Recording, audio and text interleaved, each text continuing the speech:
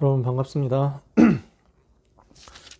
하나님 말씀 요한계시록 12장 1절에서 17절까지 같이 보겠습니다.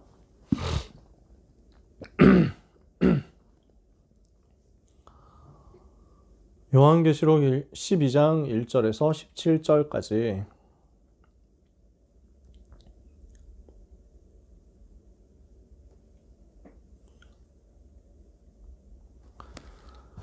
신약성경 요한계시록 12장 1절에서 17절 찾으셨으면 같이 읽겠습니다. 하늘에 큰 이적이 보이니 해를 옷 입은 한 여자가 있는데 그 발 아래에는 달이 있고 그 머리에는 12별의 관을 썼더라. 이 여자가 아이를 베어 해산하게 되매 아파서 애를 쓰며 부르짖더라. 하늘에 또 다른 이적이 보이니 보라 한 큰 붉은 용이 있어 머리가 7이요 뿔이 10이라. 그 여러 머리에 7 왕관이 있는데 그 꼬리가 하늘의 별 3분의 1을 끌어다가 땅에 던지더라. 용이 해산하려는 여자 앞에서 그가 해산하면 그 아이를 삼키고자 하더니 여자가 아들을 낳으니 이는 장차 철장으로 만국을 다스릴 남자라. 그 아이를 하나님 앞과 그 보좌 앞으로 올려가더라. 그 여자가 광야로 도망하매 거기서 1260일 동안 그를 양육하기 위하여 하나님께서 예비하신 곳이 있더라. 하늘에 전쟁이 있으니 미가엘과 그의 사자들이 용과 더불어 싸울세. 용과 그의 사자들도 싸우나 이기지 못하여 다시 하늘에서 그들이 있을 곳을 얻지 못한지라. 큰 용이 내쫓기니 옛 뱀 곧 마귀라고도 하고 사탄이라고도 하며 온 천하를 꿰는 자라. 그가 땅으로 내쫓기니 그의 사자들도 그와 함께 내쫓기니라. 내가 또 들으니 하늘에 큰 음성이 있어 이르되 이제 우리 하나님의 구원과 능력과 나라와 또 그의 그리스도의 권세가 나타났으니 우리 형제들을 참소하던 자 곧 우리 하나님 앞에서 밤낮 참소하던 자가 쫓겨났고 또 우리 형제들이 어린 양의 피와 자기들이 증언하는 말씀으로써 그를 이겼으니 그들은 죽기까지 자기들의 생명을 아끼지 아니하였도다. 그러므로 하늘과 그 가운데에 거하는 자들은 즐거워하라. 그러나 땅과 바다는 화 있을진저 이는 마귀가 자기의 때가 얼마 남지 않은 줄을 알므로 크게 분내어 너희에게 내려갔음이라 하더라. 용이 자기가 땅으로 내쫓긴 것을 보고 남자를 낳은 여자를 박해하는지라. 그 여자가 큰 독수리의 2 날개를 받아 광야 자기 곳으로 날아가 거기서 그 뱀의 낯을 피하여 한 떼와 2 떼와 반 떼를 양육받으매 여자의 뒤에서 뱀이 그 입으로 물을 강같이 토하여 여자를 물에 떠내려가게 하려 하되 땅이 여자를 도와 그 입을 벌려 용의 입에서 토한 강물을 삼키니 용이 여자에게 분노하여 돌아가서 그 여자의 남은 자손 곧 하나님의 계명을 지키며 예수의 증거를 가진 자들과 더불어 싸우려고 바다 모래 위에 서 있더라. 아멘. 평소에 여러분들이 요한계시록을 볼 기회가 잘 없겠죠. 그 중에서도 12장은 한 번씩 메시지에서 언급되지만 전체적으로 본 적이 없으실 수도 있습니다. 큰 구도가 여러분이 큰 구도를 좀 보실 수 있었으면 좋겠습니다. 요한계시록 12장 속에 나오는 구도는 아주 쉽게 말하면 교회사의 흐름이라고 할 수 있습니다. 교회 역사 이렇게 흘러온 거예요. 자, 여러분 여기에서 여자가 누구냐, 누가 우리 편이냐 하는 거 좀 그림이 그려지시나요? 여자가 어떤 존재고 또 큰 용이 어떤 존재인가 이 부분을 구분을 하면은 이제 틀이 보이겠죠. 근데 처음에 보면은 뭐 붉은 용이 있는데 머리가 7이고 뿔이 10이고 머리에 7 왕관이 있고 뭐 이러잖아요. 그러니까 7 하면은 성경에서는 하나님을 상징하는 완전수거든요. 7 왕관도 쓰고 있고 머리도 7개 있고 이러면 좋은 거 아니야? 뭐 이렇게 생각할 수 있는데 금방 티가 나죠. 12장 9절에 정체가 나오죠. 이거 누구예요? 큰 용이 내쫓기니 옛 뱀 곧 마귀라고도 하고 사탄이라고도 하며 온 천하를 꿰는 자다. 그래서 이건 사탄이거든요. 마귀가 지가 하나님처럼 되려고 거짓말을 하는 거죠. 자기가 하나님처럼 되려고 높은 자리에 올라가려고 자기가 감히 하나님처럼 되겠다 하면서 7개 관 쓰려고 하나님을 흉내내는 거예요. 지금 거짓으로. 이렇게 하니까 하나님께 대적했는데 이길 수 없잖아요. 그러면 여자는 누구를 말할까요?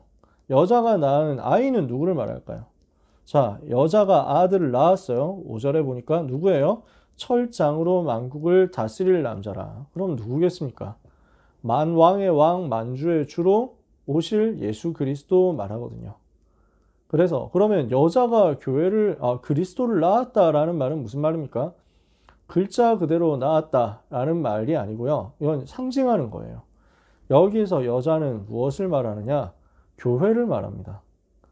그래서 성경에서는 주로 여자를 신부 이렇게 표현하기도 하고요. 그래서 교회로 상징하는 거예요. 교회를 상징하는 거예요. 그래서 여러분 구약 성경 보시면 아가서 있죠? 아가서 솔로몬과 술람미 여인의 사랑이에요. 근데 여기에 포인트는 뭡니까? 뭐 자기들끼리 연애했다 그 내용을 쓴 게 아니에요. 그럴 것 같으면 성경에 안 들어가죠. 뭘 말하느냐? 술람미 여인은 우리 자신, 예수님을 만난 우리를 상징하고요. 교회된 우리를 상징하고요. 솔로몬 임금은 여기에서는 그리스도를 상징해요. 저 보잘것없는 술람미 여인 같은 나를 모든 것 다 가지고 있는 왕인, 임금님인 그리스도께서 찾아오셔서 나하고 같이 살자 하고 혼인하고 그러면서 나를 끝까지 사랑하고 버리지 않겠다 하시는 거거든요. 그러니까 이게 구원이에요. 남자와 여자의 관계를 말하는 게 아니라 남편과 아내의 관계를 말하는 게 아니라 그리스도와 교회의 관계를 말하는 거죠. 구약성경 호세아서에 보면은 호세아가 음란한 여자하고 결혼을 했는데 이 여자가 도망가니까 하나님은 다시 데리고 오라고 하죠. 돈 주고 다시 데리고 오죠. 그 속에서 호세아가 깨닫잖아요. 아, 이게 복음이었구나. 하나님의 백성이 하나님만 사랑하고 복음을 붙잡아야 되는데 하나님 말고 다른 것 자꾸 붙잡고 우상 숭배하는구나. 그게 바람피는 거예요. 음란이에요. 실제 연장에서는 음란은 여자만 하는 게 아니잖아요. 남자가 많이 하잖아요. 근데 바람피는 거 남자, 여자 다 하잖아요. 여기서 말하는 것은 여자들이 음란하다 이런 얘기를 하는 게 절대로 아닙니다. 교회를 상징하는 거예요. 하나님의 백성을 상징하는 거예요. 그래서 교회가 하나님의 백성이 하나님을 배신하고 도망가는데 바람피는데도 불구하고 하나님을 끝까지 사랑하셔서 독생자 예수 그리스도를 보내셔서 십자가에 죽기까지 사랑하심으로써 건져내잖아요. 그래서 다시 사랑하고 다시 건져내고 회복시킨다니까요. 그 사랑을 말하는 것입니다. 그래서 이것을 깨닫고 바울이 에베소서 5장에서 남자와 여자는 어떻게 해야 되느냐 교회 안에서 이걸 설명합니다. 여자는 남편들에게 복종해라. 교회가 그리스도께 복종하듯이 해라. 남자는 여자를 사랑해라. 그리스도께서 교회를 위하여 목숨을 버리신 것 같이 사랑해라. 그러면서 얘기합니다. 나는 남자와 여자에 대해서 말하는 게 아니라 교회와 그리스도에 대해서 얘기하는 것이다. 그러나 남자 여자도 이렇게 하기를 바란다. 자, 바울이 진짜 정확하게 그 흐름을 아는 거죠. 레토릭을 아는 거죠. 그럴 수밖에요. 바울은 구약에 정통한 사람이니까. 예수님도 그래서 뭐라고 설명하시냐면은 이제 신랑과 신부 이렇게 해가지고 설명을 하십니다. 혼인잔치 이렇게 설명하셨어요. 그래서 성경에서는 계속 얘기가 나오는 겁니다. 나중에 가보면 요한계시록 17장에 보면은 음녀라는 표현이 나와요. 음란한 여자. 이것도 여자만 그렇다는 얘기가 절대로 아니에요. 이것은 복음을 잃어버린 교회를 말합니다. 그래서 성경에서는 신랑, 남편, 남자 이렇게 상징되는 것을 주로 그리스도를 설명하기 위해서 이런 상징과 비유를 동원합니다. 그리고 교회를 설명하고 상징하기 위해서 여자, 아내, 신부 이런 표현을 씁니다. 여기서 말하는 것도 교회예요. 자, 그러니까 그 교회 역사의 구약과 신약의 흐름 속에서 하나님의 백성들이 하나님을 바라보고 하나님을 사모하고 택한 백성, 남은 자들 통해 가지고 이 구원의 역사가 이어지다가 흘러가다가 마침내 약속대로 예언대로 그리스도께서 오시죠. 그죠? 그래서 오신 그리스도께서 이제 그 모든 문제 해결하셨잖아요. 그러니까 그 모든 문제 해결하신 주님이 하나님 앞 보좌 앞으로 승천하셔서 올라가셨죠. 근데 교회는 남았어요. 그죠? 세계복음화의 그날까지 교회는 지상에서 계속 영적인 싸움을 싸웁니다. 마귀는 그 교회를 무너뜨리려고 발악하면서 공격해요. 그러니까 여기서 1260일 동안 이런 표현이 나오죠. 한때, 두때, 반때 이런 말도 나옵니다. 이거는 뭘 말하냐면 3년 6개월이라는 그 구약 성경에 엘리야 선지자 때 있었던 기근 그 때를 말해요. 구약 성경 엘리야 선지자 때 아합 왕 때 그래서 이스라엘 백성이 하나님 떠나서 우상 숭배하니까 3년 6개월 동안 비가 안 왔죠. 그래서 이스라엘 백성의 머리에는 3년 6개월 1260일 한때 두때 반때 하면은 딱 이렇게 상징으로 바로 떠올라요. 아, 위기 시대, 어려운 시대, 핍박 시대를 말하는 거구나. 굉장히 고난의 시대를 말하는 거구나. 그래서 딱 1260일 동안 있는다는 얘기가 아닙니다. 딱 3년 6개월이라는 말이 아니에요. 위기가 그 교회에 굉장히 고난의 시기가 온다는 거예요. 교회를 어렵게 만들고 핍박하는 그런 시대가 온다는 거예요. 그렇죠. 시대마다 그래 왔으니까요. 시대마다 사단은 교회를 공격했거든요. 근데 어떻습니까? 이길 수가 없다. 왜? 하나님께서 교회를 지키고 계시기 때문에. 주의 천사를 보내서 교회를 지키고 계시기 때문에. 그 보좌의 능력과 권세로 지키고 계시기 때문에. 그래서 어떻게 됩니까? 13절에 자기가 땅으로 내쫓긴 것을 보고 남자를 낳은 여자를 박해하죠. 교회를 핍박합니다. 그런데 하나님 어떻게 하세요? 독수리의 두 날개로. 여기서 독수리의 날개로 이제 데리고 갔다 그랬잖아요. 그 표현은 구약 성경에 보면 출애굽기에 나와요. 내가 너희를 독수리 날개로 업어서 여기까지 데리고 왔다. 그 시내산에서 언약 체결하기 전에 하나님께서 이스라엘 백성에게 말씀하시는 그 내용이에요. 그러니까 독수리 두 날개로 업었다는 것은 하나님이 보호하셨다. 그것을 상징합니다. 그래서 광야 자기 곳으로 날아가서 거기서 한때, 두때, 반때, 1년, 2년, 반년, 그럼 3년 6개월이죠. 이때 동안 하나님의 보호를 받습니다. 그러니까 여자의 뒤에서 뱀이 공격을 하는데 물을 강같이 토해가지고 떠내려가게 하려고 하는데 땅이 여자를 돕죠. 하나님께서 지키신단 말이에요. 용의 입에서 토한 강물을 삼키니까. 너무 열받죠, 용이. 어떻게 공격해도 교회를 이길 수 없는 거예요.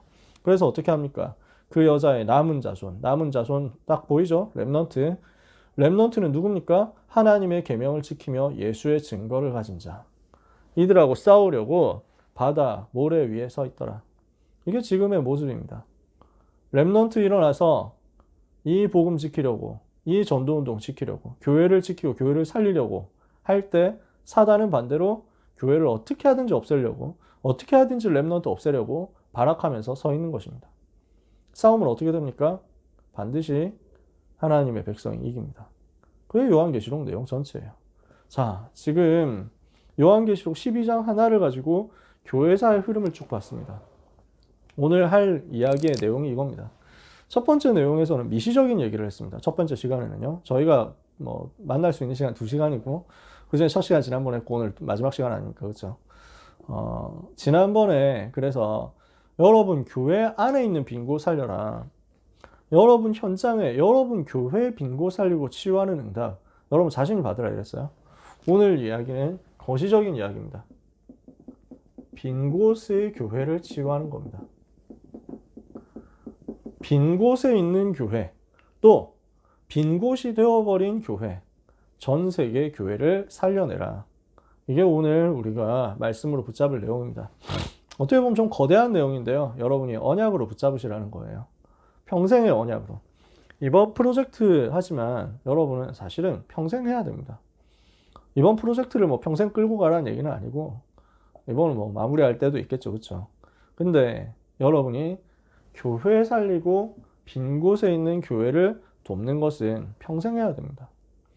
이 팀뿐만 아니고 정말 복음 사랑하는 사람은 다 같이 해야 됩니다. 그 중에서 여러분들에게 특별히 하나님 말씀 주시는 거예요. 지금 교회가 어떻게 되어 있습니까? 위기 속에 있잖아요.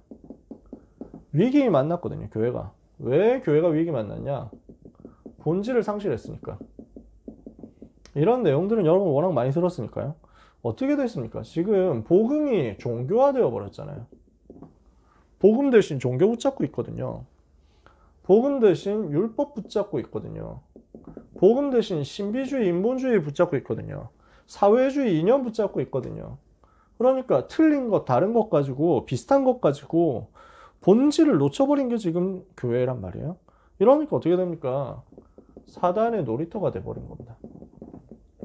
사단이 교회를 아주 우습게 보고 어렵게 만드는 거예요. 지금 어떻게 됐습니까? 갈등, 교회 안에 꽉 찼잖아요. 분열하고 분쟁하고 싸움 나고 난립니다. 그 가운데서 심각하게 타락도 일어나고 있습니다. 그러니까 세상이 교회를 조롱하죠. 근데 문제는요, 교회가 돈이 많다, 교회 구성, 너무 불법으로 돈을 많이 벌었다, 불법도 아닌데 헌금 많이 한 건데. 근데 교회가 돈 많은 걸 되게 이상하게 생각하죠. 아무튼 그거 가지고 막 공격을 해요. 그리고 목사가 너무 좋은 차 탄다, 좋은 옷 입는다, 명품 해가지고 간다, 뭐 그거 가지고 공격합니다. 너무 육신적으로 공격하는 거예요. 그러면서 누가 바람을 피우었니 어쩌니 그 사람이 영적 문제 있으니까 그럴 수 있죠. 그건 본질이 아니에요. 타락의 문제를 해결하는 것이 교회 개혁인 것처럼 세상은 말합니다. 말도 안 되는 틀린 얘기입니다. 그건 육신적인 얘기예요. 사람 있는 세상에는요, 사람 사는 현장에는 전부 타락이 있습니다. 하나님 떠난 현장이기 때문에 전부 타락이 있습니다. 복음 회복하지 못하면 이거 오는 건 당연한 거예요. 본질 회복하지 못하면 이게 오는 게 당연합니다. 근데 사단은 뭘 하려고 하느냐? 본질 회복 말고 이것만 공격해가지고 이거 회복하면 다 되는 것처럼 거짓말을 하고 속임수를 쓴단 말이에요. 여기에 랩넌트가 속아 넘어가면 안 됩니다. 교회 개혁이라는 소리를 진짜 아무나 하고 있잖아요. 근데 그 교회 개혁의 내용이 뭔데요? 육신적으로 도덕적으로 타락하지 말고 깨끗하고 착하게 살자, 그런 얘기 아닙니까? 사단을 절대 못 이기는 거예요. 영적인 문제를 절대 해결을 못 하는 겁니다. 이러니까 교회가 교회를 살려야 된다, 교회를 치유해야 된다, 교회를 개혁해야 된다 하는 소리를 하는 사람들도 요것 말고 요 육신적으로 눈에 보이는 이것만 집중하고 있다 보니까 어떻게 됐습니까? 하나님이 성경을 통해서 하나님의 자녀에게 주신 모든 축복은 다 빼앗겨버린 겁니다. 뭐예요? 영적 사실을 빼앗겨버린 거예요. 영적 세계의 축복을 놓치니까 이거 원래 하나님 자녀 거잖아요. 이게 원래 교회 거거든요. 천사, 사단, 이게 지금 영적 세계 아닙니까? 근데 지금 영적 세계라고 하면요, 누가 나옵니까? 무당들이 나온다니까? 영적 세계 이러면은 저 명상하는 팀들이 나온다니까? 완전 빼앗겨버렸죠. 자꾸 제가 어디 이렇게 구글 광고에, 저한테 구글 광고 뭐가 뜨냐면은 자꾸 사주팔자 이런 게 떠. 그래가지고 볼 때마다 짜증나가지고 이게 X 표시 누르거든요. 그래가지고 광고 보기 싫다, 이 광고 나한테서 치워라 맨날 해. 이 광고를 거절하시는 이유가 뭡니까? 이러면은 부적절한 광고, 그 다음에 너무 반복되는 광고, 컨텐츠를 가리는 광고 이래가지고 나오잖아요. 이래가지고 5만 걸 다 눌러봐. 이래가지고 야, 이거 부적절하고 나한테 필요도 없고 맨날 반복되고 나 관심도 없고 내가 다 누르거든. 근데 맨날 또 나와. 제가 되게 고민했거든요. 왜 이 새끼가 자꾸 뜨지? 이랬는데 아마 이놈들이 우리가 하는 거 추적하잖아. 우리가 말하는 거, 우리가 쓰는 거 추적하잖아요. 빅데이터 가지고. 맨날 우리가 무슨 얘기합니까? 영적 문제 얘기하거든. 맨날 영적인 사실 얘기하고 영적 문제 얘기하고 운명, 사주팔자, 재앙 이런 얘기하니까 이게 그 키워드 가지고 이거 운명, 사주팔자, 영적인 거? 그러면 이제 무속인 만나셔야겠네요 하면서 이거 갖다 주는 거야. 이 미친놈들이. 교회로 연결해야 되는데 교회가 없다는 거지. 영적 세계에 대한 해석하는 권한은 우리 건데 그걸 상실해 버렸다니까? 말도 안 되거든요. 이러니까 어떻게 됩니까? 무능에 빠져버리는 거죠. 무응답에 빠지는 거죠. 아무 힘이 없는 겁니다. 지금 이게 교회의 모습입니다. 그 중에 제일 큰 문제는 뭡니까? 많은 교회들이 이제는 복음을 오직이라고 하지 않게 됐습니다. 오직의 복음이라는 부분을 상실해 버렸어요. 이게 이 시대 위기에, 교회 위기의 가장 핵심입니다. 그럼 마귀가 얼마나 기뻐합니까? 마귀가 가장 기뻐하는 짓을 교회들이 하고 있는 거예요. 이게 우리가 맞닥뜨린 문제입니다. 미국에 있는 랩런트들, 이게 제일 큰 문제라니까요. 차별금지법이 왜 문제입니까? 이거 하지 말라는 거예요. 복음을 오직이라고 말하지 말라는 거예요. 그게 차별금지법의 문제거든요. 근데 그걸 지금 정부가 하겠다는 거잖아요. 저기 미국, 유럽에서 했잖아요. 지금 한국도 하겠다고 하는 거잖아요. 왜냐? 그래야 정의로워 보이니까. 근데 교회마저도 맞다, 차별금지법 제정해야 된다, 이 소리 이제 하는 팀들이 나온단 말이에요. 한국 교회 안에 절반 정도가 차별금지법이 필요하다 이 소리 하고 있다니까요. 주로 그 인간들이 하는 얘기는 교회가 타락했다, 교회를 이제 개혁해야 된다, 이런 소리 하는 사람들. 그 사람들이 여기서 이것도 같이 얘기합니다. 그리고 그게 굉장히 옳은 것처럼 보입니다. 굉장히 맞는 말처럼 보입니다. 그런 사람들이 나름대로 뭐 청렴결백하게 보이기도 합니다. 실제 그렇지도 않아요. 실제 그 사람들이 뭐 진짜 뭐 돈 안 밝히고 진짜 이 사람들은 뭐 불륜 안 저지르냐 지들이 제일 많이 해요. 근데 당장 눈에 보이는 거는 가리고 있어. 그거 포장을 해놓거든. 그러니까 저는 막 되게 어이가 없을 때가, 왜 한국 사람들은 뭐 세계 사람들 다 마찬가지 쇼에 잘 속아. 뭐 누구 뭐 잘못됐다 이런 얘기를 하는 건 아닌데, 왜 지난번 서울시장 선거에 나왔던 후보분이 그분도 교회 다니는 사람인데 재산이 되게 많아. 그 이제 아파트 일본에 뭐 부동산 가지고 있어. 일본을 되게 공격하는 정치인인데 정작 본인 일본에 부동산이 있으시더라고. 교회 열심히 다니나 봐. 아무튼 하여튼 그런 사람인데 재산이 60억인가 되는데 선거할 때는 일부러 그 터지는 운동화 신고 다니더라고. 삐쭉 터지는 운동화 신고 다녀. 지금 자살하신 서울시장도 그랬잖아요. 맨날 구두 막 이렇게 떨어진 거 어디서 구해가지고 책상 멀쩡한 거 있는데 문짝 뜯어가지고 책상으로 쓰더라. 그래가지고 뭐 필기를 어떻게 하라고. 문짝을 뜯어놓고 책상으로 쓰더라니까. 쇼지. 겉으로 눈에 보이는 거 이렇게 해가지고 우리는 깨끗하다, 우리는 이제 가난하다 뭐 이러면서 막 주장하는 거죠. 눈에 보이는 거 뭐 좋습니다. 뭐 그렇게 할 수도 있죠. 알뜰하다 뭐 좋죠. 뭐 하면 됩니다. 사단을 절대 못 이기잖아요. 영적인 문제 못 이기잖아요. 교회까지 그거 동참하고 있으면 어떡합니까? 이게 지금 이 시대의 위기란 말이에요. 자, 이 위기의 본질을 알고 교회사의 흐름을 한번 볼게요. 여러분 잘 아니까 이 부분은 뭐 간단하게 얘기해도 여러분 아시니까요. 자, 유대교회, 바리새 교회가 하나님하고 전혀 안 맞잖아요. 이런데 이제 뭐 율법 이런 걸로 완전히 무너진 거죠. 종교 이렇게 하니까. 선민사상. 하나님이 이런 교회 기뻐하지 않는다니까. 교회로서의 본질 상실했으니까.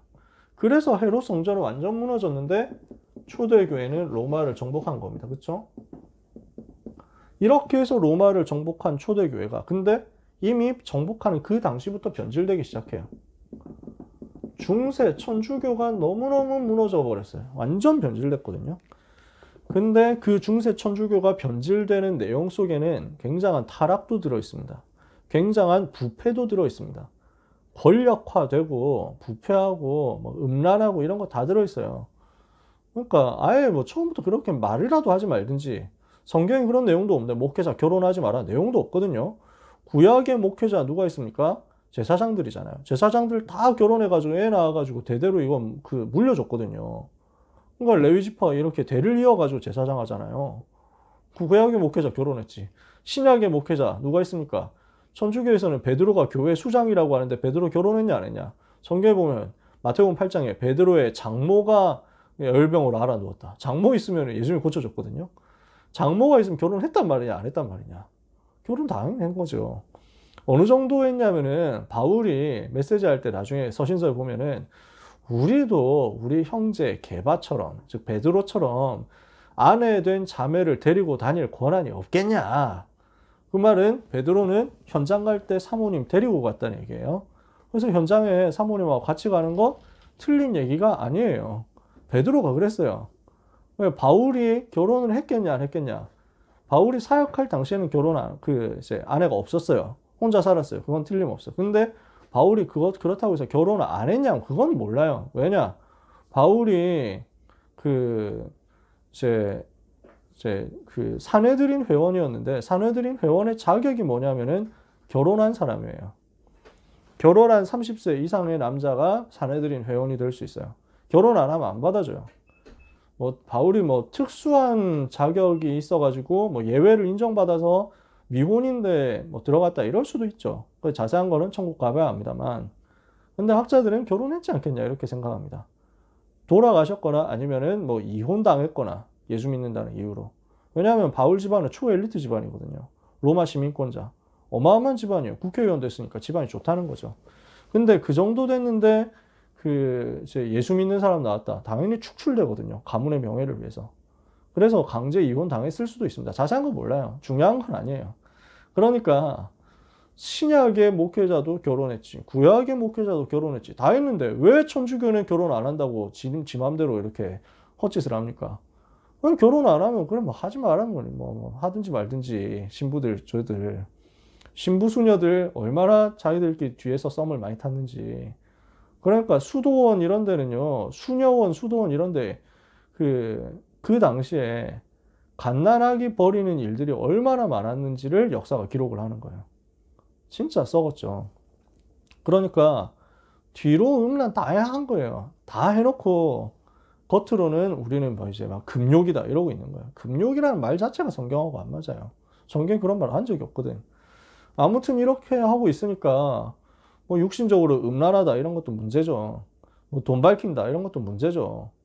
근데 그게 진짜 문제는 아니에요. 중세 천주교 연구해 보면요, 지금도 천주교 마찬가지인데 복음 없어요. 영적인 사실을 몰라요.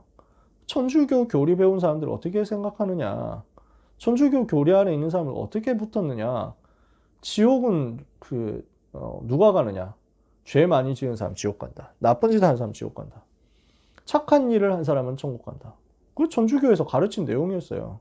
중세 천주교가. 그 그림이 남아있다니까. 착한 일을 한 사람의 최후 그림, 악한 일을 한 사람의 최후 그림. 그러면 착한 일을 한 사람, 뭐 교회 많이 지어가지고 헌금 많이 한 사람, 이 사람은 천국 가고, 그 다음에 그 악한 일 많이 해가지고 뭐 교회 말 안 듣고 교황 말 안 듣고 해가지고 딴짓한 사람은 지옥 가는데, 그 지옥에 누구하고 같이 가느냐, 마귀하고 같이 가. 그래서 마귀한테 끌려가는 거야. 지옥의 대장이 누구냐, 마귀. 지옥에서 귀신한테 계속 공격당하고 악령한테 시달리는 그게 지옥이다 이렇게 생각하는 거예요. 전혀 성경과 안 맞죠. 행위 구원 얘기합니다. 영적인 사실도 아무것도 모릅니다. 그리스도 오직이라는 것도 없고요. 성물 사상, 성물 숭배하고요. 성유물 있죠, 유물. 성인들이 남겼다고 하는 유물, 그거 믿으면 죄 용서받는다 이러고 있다니까요. 지금도 그러고 있어요. 그러니까 무너질 수밖에 없잖아요. 하나님하고 안 맞죠. 그래서 종교개혁이 일어났습니다. 핵심은 부패를 청산하자가 아닙니다. 적폐 청산이 아니에요. 종교개혁의 핵심은 성경으로 돌아가자, 복음으로 돌아가자, 그거예요. 근데 이 팀들이 이 부분을 현장화시키지 못하고 나중에 교리화하고 맙니다. 필요한 과정이에요. 교리화하는 거 필요한 과정이에요. 신학적으로 정립하는 거 맞는 말이죠. 근데 교리만 남고 현장을 잃어버리는 거예요. 이러니까 어떻게 됩니까? 현장에서 빼앗겨 버리는 거예요. 계몽사상 이런 팀들이 들어와가지고 어지럽히는 거예요. 이신론 이런 거 들어오고 교회가 어려움 당하는 거예요. 이때 일어났던 팀들이 이거 바꾸자 해가지고 경건주의 운동이 나옵니다. 대각성 운동 이런 팀들이 나옵니다. 하나님이 이 팀들을 사용했습니다. 여러분이 지난번에 조나단 에드워즈 그 메시지 들으셨죠? 그래서 굉장히 멋있는 그 분이에요. 대각성 운동 일으킨 분이거든요. 손성주 목사님 메시지 하실 때 여러분 잘 들으셨을 겁니다. 한 시대 하나님이 쓰셨던 분들입니다. 근데 이분들의 운동도 결국 한 세대 넘어가서 지속이 안 됐단 말이에요. 유럽에서 뭐 어떤 팀들이 나오느냐, 자유주의 신학 이런 팀들이 나옵니다. 하나님 없다 이런 얘기가 나온 거야. 아예 종교다, 그냥 다 종교는 똑같다 이런 게 나옵니다. 영적인 세계 전혀 인정하지 않는 유물론 나옵니다. 이렇게 해가지고 유럽 교회는 이미 무너지기 시작합니다. 그러나 하나님께서는 그때 그 와중에서도 전도자들 일으켜가지고 무디 같은 팀들이 일어나서 전도운동 하도록 만들었습니다. 미국, 영국 완전 뒤흔들도록 만들었어요. 진짜 세계적으로 역사에 일어났죠. 그런데 이것도 한 시대에 넘기면서 또 변질되기 시작합니다. 뭐가 오느냐? 지금 현대교회입니다. 현대교회는 어떻게 됐냐? 신정통주의 신학, 그 다음에 자유주의 신학 이렇게 해가지고 완전 변질되어 버렸어요. 뭐 자세하게 얘기하려면 시간이 없으니까요. 어떻게 돼버렸냐? 현대신학에 물든 현대교회는 하나님이 없다는 쪽으로 점점 가고 있습니다. 육신적으로도 타락했죠. 육신적으로도 교권 중심으로 해가지고 타락하는데 그건 본질이 아니에요. 진짜 문제는 영적 타락이에요. 영적인 순결을 잃어버린 거예요, 교회가. 영적인 음란에 빠진 거예요. 어떻게 됐습니까? 그냥 복음을 변질시켜 버리는 거예요. 혼합 종교 만들어 버리잖아요. 종교다원주의 하잖아요. 이런 거 여러분들이 현장에서 한번 찾아보셨으면 좋겠어요. 어느 정도 됐냐? 석가탄신일날 부처님 탄생 축하합니다 하고 절에 가서 같이 절하잖아. 절간 가가지고 신도들 데리고. 그런 인간이 버젓이 교회 개혁한다면서 맨날 칼럼 씁니다. 국민일보 우리가 구독 운동을 하고 있지만 저는 국민일보 놓고 우리가 진짜 심각하게 기도해서 뒤집어야 된다 생각합니다. 국민일보를 아예 뒤집어야 돼요. 지금 국민일보 안 돼요. 미안하지만. 왜냐하면 국민일보에는 두 가지 섹션이 있어요. 하나는 이제 일반 신문이고 하나는 기독교 면입니다. 미션 라이프라는 크리스찬 이제 페이지가 있어요. 근데 저는 이 일반 신문 쪽은 이미 언론 노조에 의해서 완전 장악당했습니다. 그러니까 뭐 교회를 위해서 한다 뭐 이런 게 없어요. 복음을 위해서 한다 이런 게 없어요.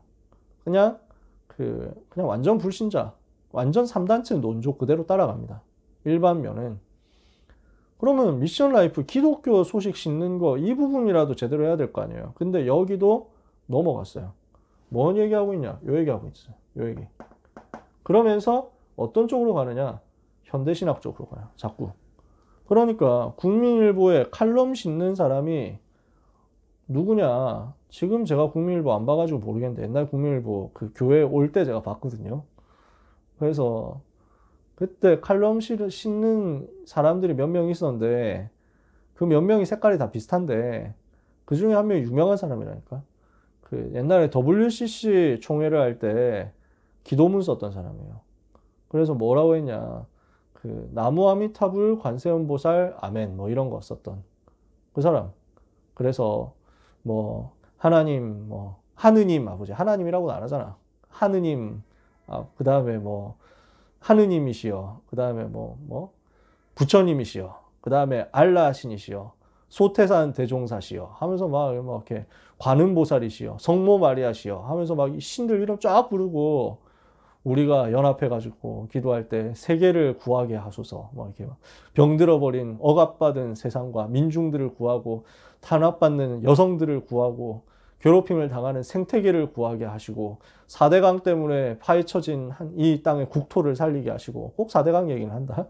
그 뭐인지도 모르면서 그러면서 나중에 와가지고 뭐 예수님의 이름으로 그리고 뭐 저희 뭐 관세음 보살의 이름으로 기도합니다. 나무아미타불 아멘 이랬다니까. 그 사람 국민일보 칼럼 썼다니까. 물론 나중에 가서는 그 기도문 자기가 안 썼습니다 이러면서 막 끝까지 부인하더라고. 그냥 인터넷 찾아보니까 막 삭제를 막 시켰어. 저는 봤거든요. WCC 홈페이지에 자기 이름으로 기도문을 올렸었어. 하여튼 뭐 웃기는 일이지. 이렇게 돼 있는 거예요.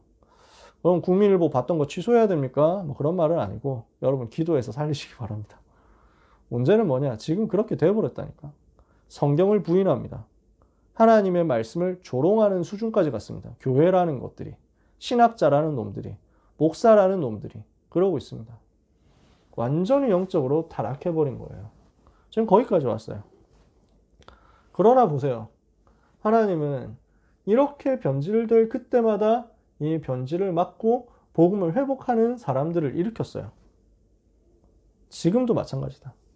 그래서 로마서 11장에 바울이 뭐라고 합니까? 그러나 지금도 하나님의 은혜로 택하심을 입은 남은 자가 있느니라. 렘넌트가 있느니라.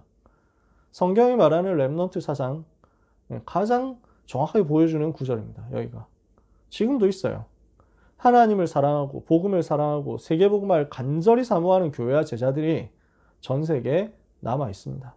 숨겨져 있습니다. 이분들이 어떻게 해야 되는지 정확한 방향과 방법을 찾지 못해서 간절하게 기다리고 있습니다. 우리는 뭘 해야 되느냐? 이런 사람들을 찾아내고 이 사람들을 제자로 세워주고 이들과 공동체가 되어가지고 함께 영적 싸움 싸워서 사단의 권세, 사단의 진 캠프를 무너뜨리고 세계복음하는 그날까지 스크럼 딱 짜가지고 진군해야 돼요. 여러분, 세계복음하는 다락방 전도 운동이 독점하는 운동은 아닙니다. 저는 그렇게 믿습니다. 우리는 전 세계 교회 일으켜서 같이 해야 됩니다. 우리 혼자 하는 게 아니에요. 다 같이 해야 돼요. 진짜 복음 살아가는 숨겨진 남은 자들 일으켜서 같이 가야 돼요. 같이 싸워요. 이걸 우리 다락방의 다음 세대들이 해야 돼요. 다락방 1세대 우리 부모님 세대, 목사님들, 여러분이 섬기는 담임 목사님들, 이 세대는 대부분 여기에서 빠져나오는 운동을 하신 겁니다. 여기에서 빠져나와서 복음의 순수한 것을 회복하자 이거 하셨단 말이에요. 그러면 이제는 뭘 해야 되느냐?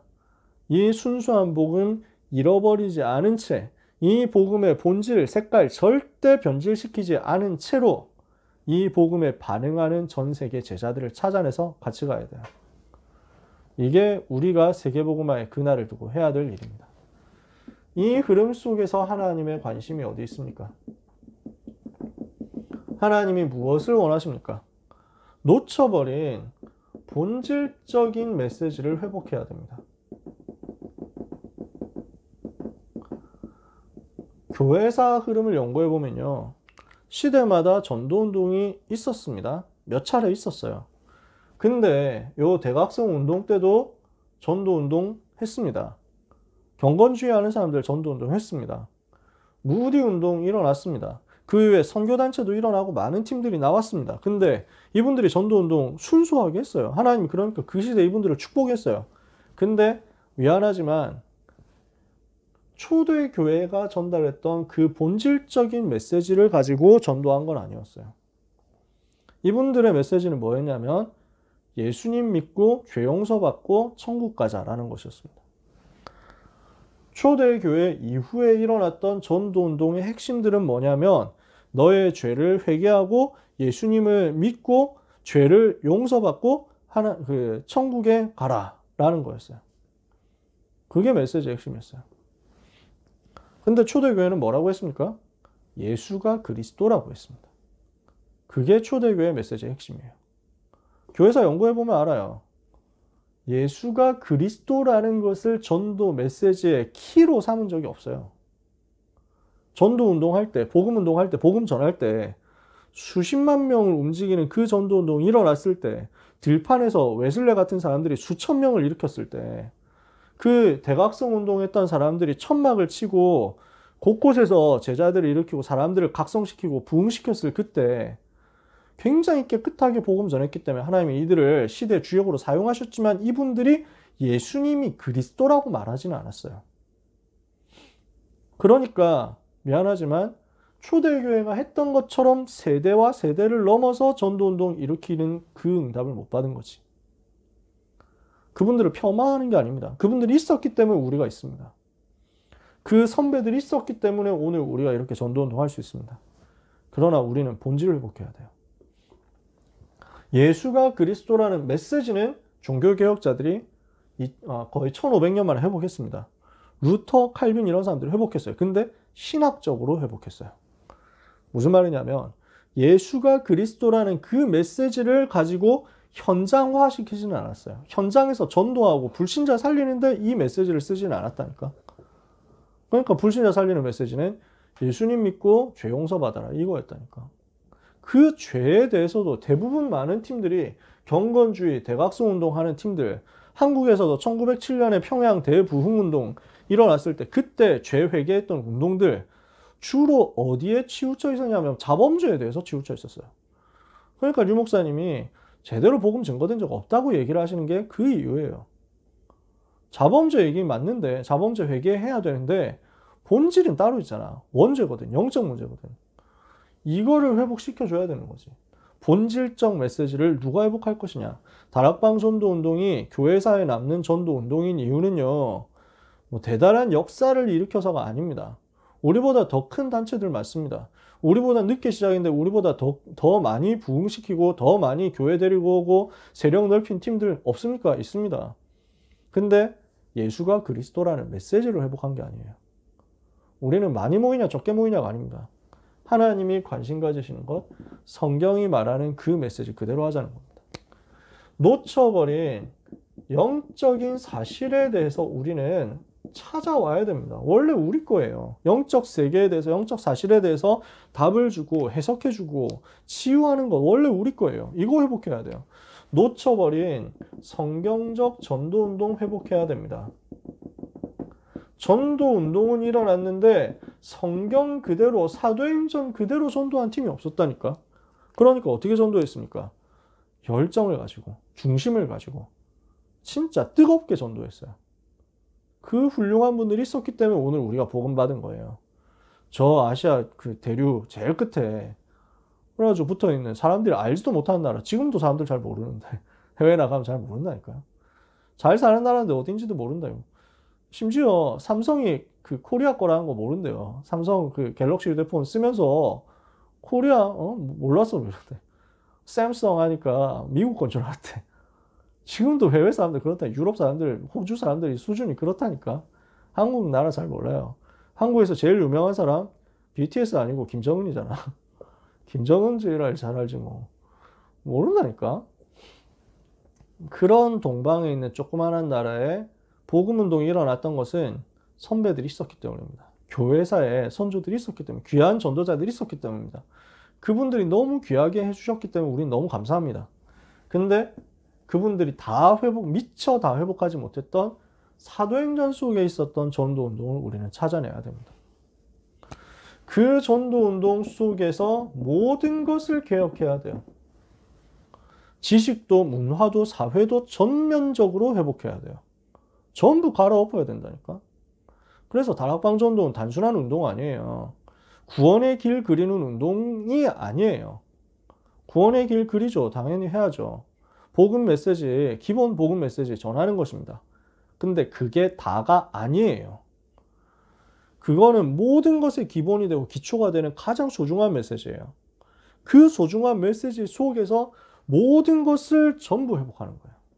빼앗겨버린 모든 것을 찾는 거예요. 사회 회복, 문화 회복, 지식 회복, 모든 것들이 다 그 속에 들어있습니다. 특히 뭐가 있냐? 빼앗겨버리고 무너져버렸던 교회 회복하는 것이 하나님의 관심입니다. 교회 안에 있는 예배도, 교회 문화도, 교회 조직도 모든 것을 교회의 원래 모습대로 회복해야 돼요.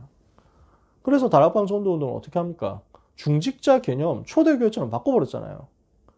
중직자에 대해서 중세 천주교 이래로 2000년 동안 사람들은 뭐 생각했냐면 장로 하면 좀 교회에 나이 많고 교회 열심히 다니고 헌금 많이 하는 사람, 이 사람만 장로, 이 사람들 세워가지고 그 다음에 막 교회 안에서 정치하도록 만들었잖아. 교회 안에서 막 이것저것 막 이렇게 행정하도록 만들었잖아. 그러면서 막 꼭 보면 이제 목사님하고 싸우고 이러도록 만들었잖아. 성경에는 어떻게 되어 있습니까? 중직자들이 현장에서 지교회 담당했다니까요. 현장에서 전도운동 책임지는 사령관이었다니까. 평신도가 일어나서 전도운동 책임지고 현장의 모든 것을 회복하는 사령관이 된 거예요. 그러면서 전도자를 위해서 목이라도 내어놓는 제자가 된 거예요.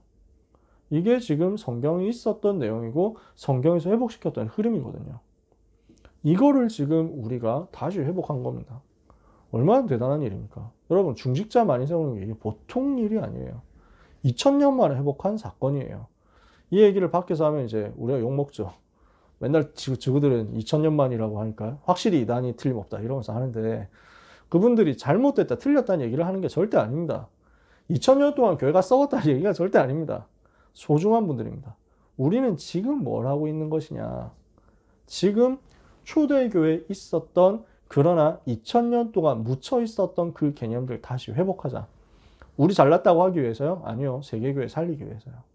전 세계교회를 그래서 도와줘야 될 거 아니에요.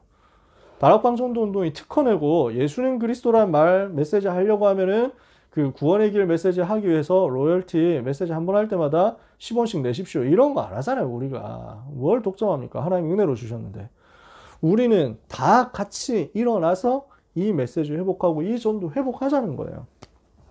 결국 교회 회복이거든요. 빈 곳의 교회를 회복시켜라. 하나님이 원하시는 요 내용입니다. 우리는 뭘 해야 되겠습니까? 내부에 있는 미자립 교회를 살리고 치유해야 되겠습니다. 이것을 회복하는 운동을 해야 되겠다. 미자립 교회가 얼마나 많습니까? 다락방 안에도 미자립 교회가 얼마나 많습니까? 저는 진짜 너무 잘 알거든요. 아버지가 미자립 교회 목사님이니까. 현장이 그렇다니까. 그래서 이분들을 도울 수 있는 시스템 만들어야 돼요. 이런 교회들을 살릴 수 있는 시스템을 만들어야 돼요. 무슨 말이냐면 미자립일 수밖에 없는 이유들이 또 있습니다. 좀 그 냉철하게 차갑게 얘기하면. 그러나 이 미자립 현장에 있는 목사님들, 그 전도자들 보면요, 너무 순수해요. 조금 이제 뭐랄까 눈치가 없다 이런 것은 있습니다. 예를 들어서 조금 그 시스템이 세련되지 못했다 이런 게 있을 수도 있습니다. 문화적으로 좀 뒤떨어졌다 이럴 수도 있습니다. 근데 제가 많은 미자립교회 현장을 보고 목사님들 만나보면요, 너무너무 존경 분들이 있기 때문에 다락방 전도 운동 되어지는 거예요. 앞서가시는 목회 응답 받으신 많은 목회자 그리고 그 부흥된 많은 교회도 있습니다. 그러나 그 절대 부흥 안 되면서 근데 죽어라 집회 계속 오시는 분들도 있습니다. 저는 다락방 전도 운동이 지속되는 이유, 세계복음 할 수 있는 이유는 그분들 때문이 아니겠냐. 그렇게까지 저는 생각해요. 진짜 부흥 안 되고 그냥 맨날 이제 스타렉스 타고 다니시면서 그것도 이제 막 다 오래된 스타렉스, 연식 오래된 거 이래가지고 몇 명 성도 없는데 그 꾸역꾸역 성도들 태워가지고 화요 집회 와가지고 막 어떻게든 비집고 들어가려고 그래가지고 돈도 없는데 와가지고 막 어떻게든 이제 막 망신 당해가면서 들어가려고 이렇게 하는 분들 있죠. 그분들이 세계복음화 프론트 라인에 계신 분들이에요. 저는 진짜 확신해요. 이분들이 현장에서 전도 운동합니다. 물론 다른 분들 다 하죠. 근데 이분들이 전도 운동하면서 현장에서 흑암 꺾는 그 열매를 그 후대들이 누립니다. 그리고 다른 교회들도 같이 누립니다. 저는 진짜 많이 봤어요. 이거 할 말은 너무 많은데 그 순수한 분들을 우리가 도와야 돼요. 우리 랩런트들이 전문인 되어가지고 도와야 돼요. 진짜 회복시켜야 돼요. 한국과 세계에 문 닫는 교회를 치유하고 회복해야 됩니다. 물론 닫아야 마땅한 교회들도 있습니다. 교회라고 할 수 없는 거죠. 예수가 그리스도라는 걸 안 믿는데 그건 문 닫아야 되는 거지. 아까 전에 얘기했던 그 석가탄신일날 같이 올라가는 그 인간들은 그냥 문 닫아야 돼요. 빨리 문 닫아야 돼. 근데 그거 말고 진짜 복음 자랑하는데 어떻게 해야 될지 모르는 팀들이 있습니다. 보면 많아요. 그러면서 힘이 없어져서 무너지는 교회들 도와야 됩니다. 변질된 교회를 개혁해야 됩니다. 신학적으로 무너져버리고 영적으로 무너져버리고 영적인 음란과 타락에 빠져버린 많은 변질된 세계 교회를 개혁시켜줘야 됩니다. 이거 하지 않으면 점점 후대는 변질된 상태로 가겠죠. 그냥 줄을 어디 섰느냐 그 문제인데 그것 때문에 실패한다니까요. 제가 옛날에 택시를 탔는데 WCC에 한국에서 총회를 하기 전이었어요. WCC 뭔지는 아시죠? 세계교회협의회. 전 세계교회 하나 되자 이거예요. 좋은 말인 것 같은데 위험해요. 왜냐? 그 세계교회 중에는 천주교도 들어있고 정교회도 들어있고 오직예수 아니라고 하는 모든 각종 교단들이 다 들어가 있는 거야. 그것들 다 하나 되자 하니까. 그게 맞습니까? 틀립니까? 어떻게 그리스도와 벨리알이 같이 갈 수 있냐? 바울이 얘기하거든요. 같이 갈 수 없는 것들이 있거든. 근데 무조건 같이 가자는 거야. 연합하는 게 중요하다는 거야. 그게 중요한 게 아니거든요. 근데 이제 무조건 연합하자는 거지. 그걸 하자 찬성하는 교단이 한국의 절반인데 그 중에 굉장히 큰 교회가 있거든요. 한국에. 저기 강동구에 가면 굉장히 큰 교회가 있어요. 그 교회 목사님이 담임 목사가 그 WCC 추진위원장이었어. 그 부산총회 추진위원장. 근데 이제 제가 어느 날 현장 전도하러 이제 다락방하러 현장 가려고 택시를 탔는데 택시에 찬양이 나오는 거예요. 아, 기사님 교회 다니시나 보네요 하니까 집사님이래. 아, 반갑습니다. 저는 전도사예요. 이러니까 막 반갑다고 서로 막 인사를 하고 지금도 저는 이제 그 성경 공부하러 간다 이러니까 너무 좋은 일 하시네요 하면서 다짜고짜 나한테 묻는 말이 뭐냐면은 전사님 WCC 어떻게 생각하십니까? 이러니까 아니 그 복음 아닌 거하고 혼합시켜가지고 하는 그 문제 있는 거 아닙니까? 이랬더니 그게 말도 안 되는 오해라면서. 아니, 하나가 돼야지요 하면서 우리 목사님이 얼마나 그 WCC를 위해서 헌신을 하시는데 사람들이 목사님 헌신하시는 거 모르고 진짜 욕하고 너무 많이 틀렸다면서 막 얘기하는 거야. 제가 뭘 느꼈냐면은, 야, 이 사람이 참 순수하시구나. 이분이 순수해요. 그냥 자기 교회 열심히 다니고, 그리고 자기 교회 목사님이 말씀하시는 거 그대로 믿고, 토달지 않는 순수한 신앙인. 근데 줄을 잘못 썼어. 이런 사람이 얼마나 많습니까? 줄 잘못 써서 무너진 대로 가는 것이 지금 세계교회의 모습이거든요. 뒤집어야 돼요. 살려야 돼요. 치유해야 돼요. 우리는 어떻게 해야 됩니까? 237 나라 5천 미전도 종족 여기를 살리기 위해서 이 빈 곳 향한 교회 개척도 해야 됩니다. 파고드는 운동도 해야 되는 거죠. 그리고 중요한 한 가지 포인트 또 있습니다. 빈 곳에 있는 교회예요.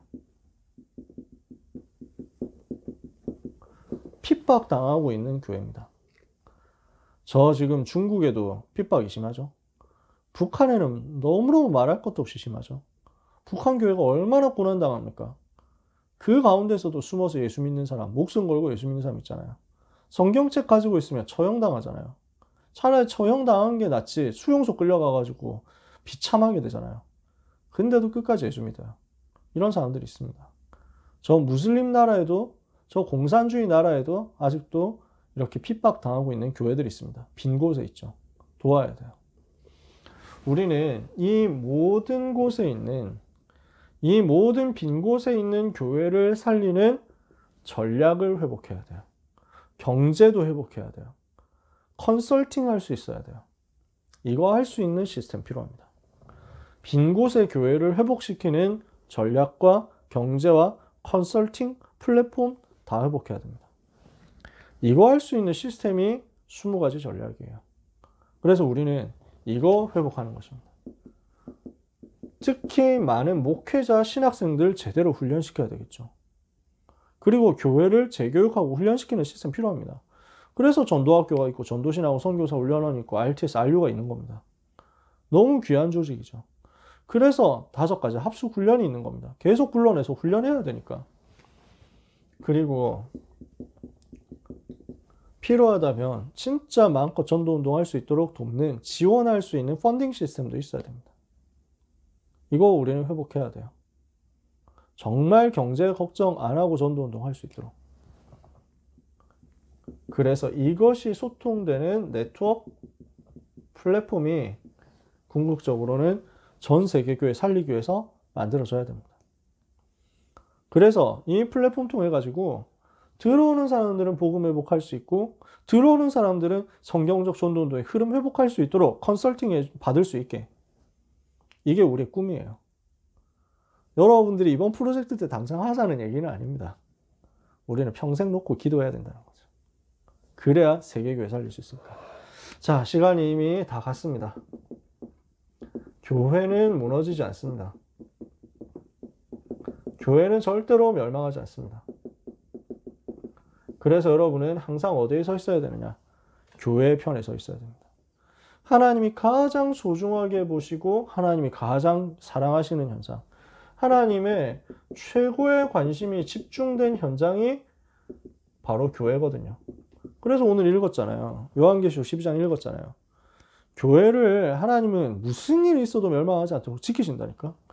개별적인 교회 하나하나는 문을 닫기도 합니다. 경제가 어려워지기도 합니다. 그러나 이 복음 회복하는 교회, 그 흐름 가진 공동체는 절대 없어지지 않습니다. 그래서 하나님은요, 교회를 사랑하는 제자를 반드시 축복하십니다. 여러분들이 응답 받으시라는 거예요. 교회를 사랑하는 제자를 하나님은 절대 버리지 않고 축복하세요. 그래서 부탁합니다. 교회를 죽이는 자리 절대 서지 마세요. 교회를 비난하고 교회를 욕하는 자리에는 영원히 서지 마세요. 어디에 가야 되냐? 교회 살리는 곳에 가야 돼요. 교회 살리는 대열에 서야 돼요. 내가 죽어서 교회가 살 수 있다면 나는 이슬같이 죽겠다 하는 그런 제자가 되시면 여러분은 하나님의 축복을 받게 될 겁니다. 자, 마지막이에요. 교회 살릴 작은 실천. 지난번에도 얘기했죠. 이것이 만들어질 때 여러분은 세계교회 살리는 작품을 만들게 될 겁니다. 바로 여러분 교회에서 하는 거예요. 그래서 우리는 어떻게 하느냐? 나의 교회를 살리는 겁니다. 여러분은 요게 있어야겠죠. 나의 교회. 내가 살릴 나의 교회. 그리고 우리의 교회를 살리는 겁니다. 무슨 말입니까? 우리 다락방 전도운동 전체 가족이에요. 다 살리는 거예요. 그리고 모두의 교회. 세계교회 살리는 겁니다. 모든 교회는 우리가 돕고 세우고 살려야 되는 공동체예요. 우리는 그 세계교회 공동체 속에 있는 거예요. 그래서 그것을 여러분 마음속에 소원으로 품게 되시길 바랍니다. 교회를 향한 with 임마누엘 원네스예요. 이것을 여러분들이 공동체 속에서 누려라. 사랑하는 에클레시아 팀 여러분, 하나님은 여러분을 통해서 세계교회 살리게 하실 것입니다. 세계교회 살릴 이면계약을 렘넌트 때 마음에 담았다가 이것이 실현되고 성취되는 응답을 여러분이 반드시 평생에 받게 되시기를 축복합니다. 특별히 이 일 때문에 여러분의 삶에 빛의 경제가 끊어지지 않기를 예수 그리스도의 이름으로 축원합니다. 기도하겠습니다. 하나님 감사합니다. 렘넌트 때 교회의 가치와 소중함을 알고 교회를 위하여, 교회를 살리고 교회를 세우고 교회를 섬기기 위하여 인생을 드리는 모든 결단하는 렘넌트들에게 성령으로 충만하게 역사하여 주옵소서. 빛으로 능력으로 역사하여 주옵소서. 사단에게 빼앗겨버린 모든 것을 회복하게 하옵소서. 무너진 교회, 문 닫는 교회 살리게 하옵소서. 빈 곳에 있는 교회를 살리게 하옵소서. 이것 때문에 가장 먼저 우리 현장과 우리 주위에 있는 교회의 빈 곳을 살리게 되기를 기도합니다. 언약을 잡은 하나님의 백성들을 통하여 전국 세계 복음 사랑하는 제자들을 찾고 교회화하며 시스템으로 세워서 5천 미전도 종족 살릴 그 응답을 받는 교회 회복하는 역사가 일어나게 하여 주시옵소서. 주님 은혜를 더하여 주시옵소서. 이것 때문에 하나님이 살아계신 증거가 이 언약을 마음에 담은 제자들의 업 속에, 인생 여정 속에, 미래 속에 나타나게 하여 주옵소서. 예수 그리스도의 이름으로 축복하며 기도합니다. 아멘.